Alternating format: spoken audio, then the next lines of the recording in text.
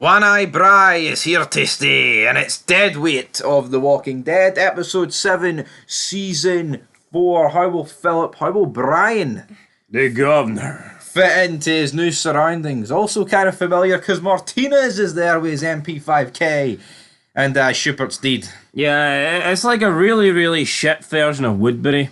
I mean, you've no Merrill, you've no Schubert, you've no Tim Crowley, you've no Gugarlio, you've no Milton, you've no Andrea. You say it's a really shit version of Woodbury. You take out Merrill, Woodbury's dog meat, and I actually like Pete and Mitch for all that they're in. So you think this lineup is better than the Woodbury lineup? No, I wouldn't say it is, but let's not pretend Schupert's the man.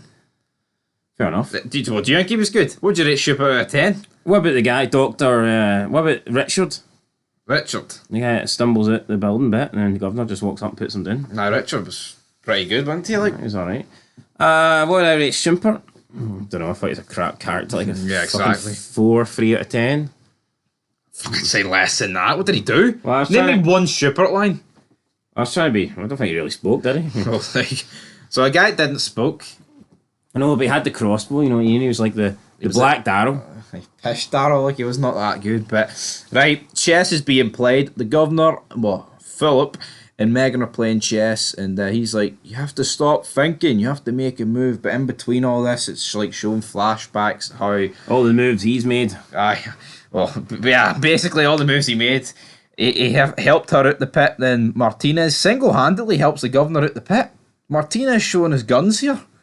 Big Wasn't he? Martinez. And Martinez basically says, I knew him, guys, I knew him, Mitch and Pete. And he's like, there's rules though. I'm the leader. And you have to pick up your own weight, no dead weight.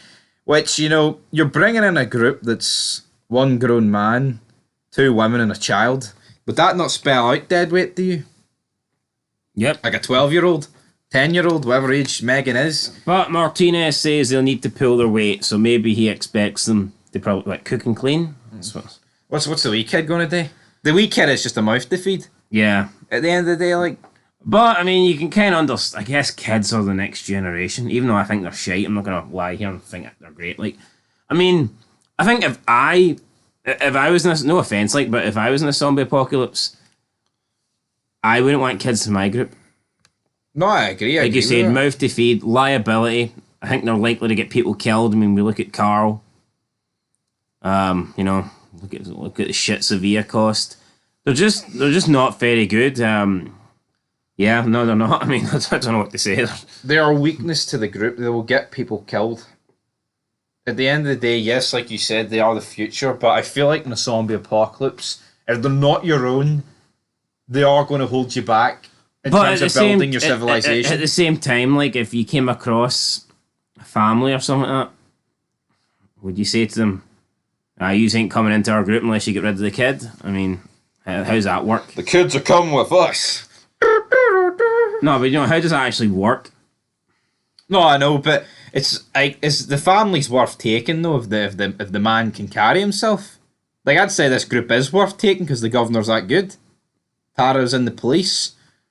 Does that not outweigh the And kid? the police. Think she... Aye. Police, fucking watched a police academy or something like that. I mean, I don't think she actually... She didn't have like a role. It was Leon for Welcome to Raccoon Aye. City, man. She was a rookie, but never got her rookie shift, you know, never got her debut. Anyway, so they get taken into the group, and Martinez makes it clear to the governor that they don't do things the way they did in Woodbury and that he's in charge now. So, I'm the governor now. kind of makes you... The way Martinez kind of comes out with this, it would kind of lead you to believe that Martinez never really had the same sort of, vision as the governor. Yeah, he was just willing to be his right-hand man. Or one of his right-hand men. But, like, I never really got that throughout season 3. I'm not saying Martinez was willing to kill all the, Woodbury people like the governor did, but, I mean, I don't think there's much that the governor did that Martinez disagreed with. Probably would have disagreed with the heads and shit like that, but, I mean, Martinez knew about Merrill going out trying to kill Michonne and all that stuff. They ambushed all the American veterans and all that stuff. Yeah, I mean, Mitch could have easily been one of those people that Martinez ambushed with the governor. So I don't think Martinez can simply just like pretend that all the bad shit that happened was purely because of the governor. Yeah, and you see Mitch and Pete, especially more Pete, he seems more reluctant to do any of this bad stuff. Now, I wonder, we didn't really see Martinez in action in this group doing any bad stuff, so yeah, like I said, it is a bit hypocritical, and you can't just pin all the blame on one guy, because in most things, you make the leader, ain't that right, my friend? You make the leader. You do, and I believe this tank they have, they actually recruited this tank from the American soldiers that the Woodbury group took out at the start of season 3. Who got the tank then? Who got the tank? What do you mean, who got the tank? How'd they get the tank then? Woodbury didn't take it? Well, it was still there from when they shot those guys. So hold on, that was there, and the governor never thought about taking it. They were on a tank. I am confident they were on a tank. I don't think it was a tank. It was like a barracks vehicle, like the. Alright. I thought it was a tank. Well, whatever. I don't think it was a tank, but anyway, might have been a tank. Might not have been a tank. But Philip goes on a supply run. Mitch comes up with the name One Eye Bry pretty quickly, and it tells me this guy's a bit about him. The fact he came up with that like that, I liked him. Yeah, no bad. But we are discovering soldiers in the forest. It's not like proper soldier attire. It's more like Russian soldiers, like Spetsnaz attire, where it's like a darkened camouflage. Is that really relevant? No. But we stumble across one sign. It says liar with its head cut off. Is that foreshadowing someone's death in an episode's time? Potentially. We arrive at the destination. It is a cabin. There's also another headless corpse found outside with the word rapist on it. And then as we get to the door, there is another body and it says murderer. Then we find a photo of a guy with his family. It looks like the guy in the picture is the guy that's wearing the murderer thing. I don't know. Maybe these people killed his family or whatever. Is this ever actually explained, or is this just like a wee subplot that happened in this cabin? These guys attacked his family and then he killed them and then put a murderer sign on himself and shot himself? Yeah, I don't know. What is going on here? I don't know. I didn't really decipher it. Yeah, it's just like weird, and also like this group you think Martinez, especially Martinez, would be able to like take care of these walkers, but I don't know. It just came across very sloppy. Him, Mitch, and Pete here, they're almost getting bit. Yeah, Martinez almost gets bit. One Eye Bry saves the day, and it's like Mitch keeps poking the bear here with the governor, keeps calling him these nicknames. Came up with One Eye Bry, and you feel like the governor's like one more, insult, one more little dig away for just turning around and ending Mitch. I know, like literally. Because, well, I'll tell you what, when he asks him about how did you survive, he's like, I just survived. And then, I'll tell you what, Mitch comes out and says, well, this is what happened to me. I was in the army and I took my tank at the beginning of the apocalypse. I was serving at Fort Benning. So there you go. Mitch took his tank. Well, I'm talking shite, guys. I was wrong. Apologies. So I'll tell you what, I think it was earlier in season 1. Shane wanted to go with Fort Benning. Maybe he could have teamed up with Mitch and Pete. What if the original group met Mitch? And Pete. And Petey boy. Well, Pete was a bit of a shite bag, to be honest. But the group here, they're drinking. They get supplies, they get drinks, they want to know more about One Eye Bry's backstory, but he's like, nah, let's forget about the past. Let's not talk about that. Then they go back, they take the supplies back to camp. They're having like a party kind of thing, and no, it's not Megan. Who's the one that the governor's sleeping with? The fake Maggie. We'll just call her fake Maggie for now. I can't remember her name. I can't remember her name. I'm looking here. Lily. So Lily then makes a comment about this is the safest she's ever. This is the only time she's felt safe since this happened, and saying this to Martinez, and immediately you just see the governor's face. He's like, "What the hell?" And I mean, you can understand that would be a bit insulting. But then again, I wouldn't say they've been in exactly a safe situation since meeting the governor. They've been safer with him than without him. But they've still been on the road and on the run, so... But he didn't seem to like this. Actually, I think the apartment they were in was pretty safe.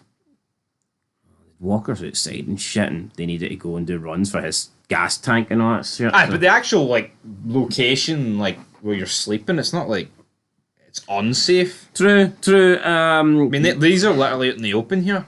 Just a bunch of RVs Then crammed together. Martinez stumbles back to his camp. He tells the governor there's a leak or something, and you should fix that leak. So yeah, Lily says there's a hole in the caravan, and they wants the governor to fix it. And Martinez is like, you should fix it. He's like, yeah, I will. Then he comes back and he says he wants to show the governor something, and they're playing golf. They're playing golf off like the top of an RV, and this is like symbolic, kind of like to season 3 where we seen the governor. He was the man, and he was the one that was playing Swinging. golf while Merrill, his right hand man, was looking on. And now it's kind of like the opposite.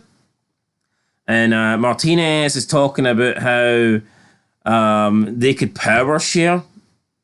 And this You could seemed, share the crown, baby. and then he talks about, I don't think I could do what you do. You know, keep them, have a family knowing that they're going to die again. And he's like, they're not going to die.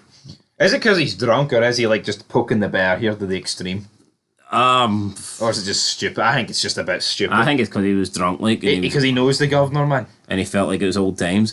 And then he's like, the governor says, you don't think you can keep this place safe? And then this is when Martinez is like, I don't know, maybe we could power share. And like, this just sets the governor off. The governor then swings and cracks Martinez with a golf club, splitting his head open.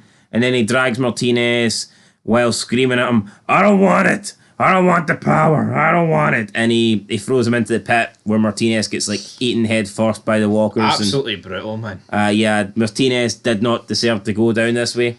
No, he didn't, and it was head first. Like, not that legs first is better, but they're literally eating your fucking brain. I don't even want to think about that, man. Yeah. Oh, Scooby-Doo indeed for Martinez. Soon after, Phillips greeting, and he's like, oh, it was just a bad dream, nothing to worry about. And then Mitch reveals to the rest of the camp that Martinez was playing golf with Tiger Woods, but he got drunk and he fell into the pit. Pete then does the worst leadership speech over here. I appoint myself as leader. Everyone boos it. Fuck you, Pete. Yeah, Tara's not too happy about it, but Mitch tells her to basically back off, bitch, you know, shut your mouth. Who does she... Right, she's just joined this fucking group and she's like, oh, he's pish. Exactly. Then Pete's like, you know what, for now I'll be the leader and we'll come up with a plan in a few days' time. We then see Pete, Mitch, and the governor go out looking for supplies. They come across a camp. Mitch wants to take the camp and, you know, kill the people if needed. But Pete's like, no, look, we'll find our own supplies. We're not stealing.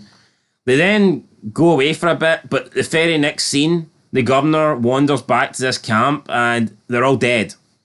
The governor points out the obvious that, you know, Byers didn't do this. It was obvious that people came in and stole their shit. Forgot they could shoot, governor. There's somebody still alive. He's like groaning. Mitch goes over and kills him. Pete is disgusted, I guess, with his brother. He could have lived. Mitch says coulda. And then the governor's looking at Mitch. He's looking at Pete. And I think at this stage, the governor can tell who's got what it takes here to survive and who doesn't. And who doesn't. But it is weird because, like, I don't know. I mean, earlier in the episode, it's like the governor. You genuinely think he's changed. It's almost like Kelly Martinez has completely flicked the switch where he's just the governor again. But how come when they came across this group earlier, he never gave an input? Oh, I know, I think we should take... Do you think he was just like biding his time and he was playing it cool and he was just observing? I think he was willing to let these guys lead and then he's saying here, fuck, this guy's incapable of leading, I need to step up here, I need to take back the crown. Could be that. He didn't want to be Sergeant at Arms, he wants it fucking to be president. The governor then later visits Pete. Pete's like, come on in, it's this about Mitch. So, you know, I've had trouble with him before, but before he can say anything else, governor stabs him in the back, then basically chokes him out and kills him. Yeah, no, I like the fact he betrayed him, stabbed him in the back, fair enough, but again, he kills big Pete here, then he throws him out in the lake. While he's undead with a chain. And there's a cool image, him in the water looking up. But again, it's kind of like, if they've got any like sort of feeling at all, like that's his forever. Just going to be in that water, looking up. Boring as fuck. And I tell you what, that might be bad, but it might not be as bad as the brotherly love that Big Mitch has got for his brother Pete. Because he forces Mitch to sit down in his cabin, he's got blood over him, he basically says, I killed your brother. And he's like, what? What? And then the governor's basically like, look, mate, I can lead. It's like, I seen what you wanted to do. We need to be willing to do whatever it takes to survive. And like, Mitch is kind of like easily talked around here by the governor to continue on, like, under his leadership role, and that they're willing to do whatever it takes to keep the camp alive. And it's like, he basically just lets go the fact that the governor killed his brother. And it's like, the governor's just admitted this. Maybe you could put two and two together and go, well, maybe he had something to do with Martinez. I just think it's crazy that Mitch basically let this go. Yeah, and it's stupid. I actually it is fucking stupid. Now, man. it's earlier on throughout the episode, we can see that Mitch might not agree with his brother, but he respects his brother. He stood up for him in the whole leadership. Yeah, and when Mitch says no about, stealing those the supplies, Mitch was like, right, okay, and just accepted it and moved on. No, this is fucking stupid. So it's not like, there was bad blood between them, or he's like, well, you know what, you've done us a favour kind of thing. He backed his brother throughout the entire episode. But I don't care what bad blood. It's his brother. He just killed me. He actually teams up with this guy. Yeah, I know. Bit weird. Then we see, what's the daughter? What's she called again? Megan? Megan's playing with Tara, and she, like, tries to hide underneath some washing. Walker appears, chases her. She tries to run underneath the caravan. Tara tries to pull the Walker back, and its, like, leg just falls off. I guess it's decayed. It's like, if its leg falls off, like, wouldn't you have enough, I don't know, strength just to pull the thing back? How's it able to, like, walk if its legs are literally hanging on by hee-haw? Yeah. I think stuff like that is a bit stupid. Some of this is far-fetched, like, I'm not going to lie. It's not very believable, right? You have to stretch the imagination to believe some of this Walking Dead stuff. The governor steps up, shoots the Walker, and I guess at this stage he kind of realizes, look, this is a shit camp with no protection, no perimeter, no walls, no nothing. This ain't going to keep us safe. So he takes off, and we see him basically keeping an eye on Michonne and Herschel. He's like spying on them from afar. And then he basically wipes out Michonne. No, he doesn't do that to the next episode. Oh, next episode. But he points his gun and it fades to black. Alright, he points his gun and it fades to black. And that's pretty much it.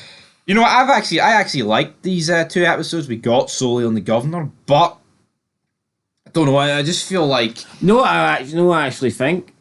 I think I could have done with more of these. Yeah. I could have done with more episodes of the governor. I feel like... I kind of feel like it would have been... I think the second half of season 4 is pretty crap. I think it would have been better if they try and dragged out season 4 like they did season 3, where one episode was, Woodbury and one was the prison. But I guess they can't really do that. I guess maybe we just feel very very much similar. Though. I get that, but what I would have liked is an extra episode, I think, with the governor. Maybe they could have gave, like, the first half of the season, like, just giving the governor episodes 6 and 7. I think maybe even an extra episode would have been good. Yeah, I agree with that. Maybe at the end of, so like maybe episode 5, you could have had him meet, and then at the end of episode 5 meets up with this group. Then maybe you could have had a full episode with Martinez alive, and the big reveal is at the end of that episode. Yeah, I just feel like it was a bit rushed. I just think from the point where the governor kills Martinez, then like kills Pete, and then decides he's gonna fucking steal the prison. I mean, they tried to cram that into about less than 20 minutes. Yeah, so, literally less than 15 even. So yeah, yeah, I know. But you know what? I'm taking loads of points off for. I mean, I know you can say it's just one guy's like morals and his thinking, but I can't go over what Mitch's done here. Yeah. I mean, I could maybe even accept it, right, if it was Martinez, because it's not his family. It's the leader of the group. But then it's like, yeah, this guy's just come in and killed the leader of the group. If he's willing to do that, then why stop him from killing somebody else? This would be like the governor, right? Making peace. Oh no, he kills Merle, right? And he's sitting there. And then Daryl shows up and sees Merle. And the governor is like, here, Daryl, do you want to join the Woodbury? I know I killed your brother, but we're going to win this war, big man. And then Daryl's like, you're right, Philip. I'll join your side. Fuck off. No, right. If see for that, it's getting. Why? Actually, I thought it was alright. I'll give it a 6. I like the episode. I'm but giving it a 6. Do you not agree though? I mean, I'm giving it a 5, but I feel like that takes like 2 points off for me. and Mitch just didn't come out. Like, see if it was like didn't like us, but you could almost accept it more.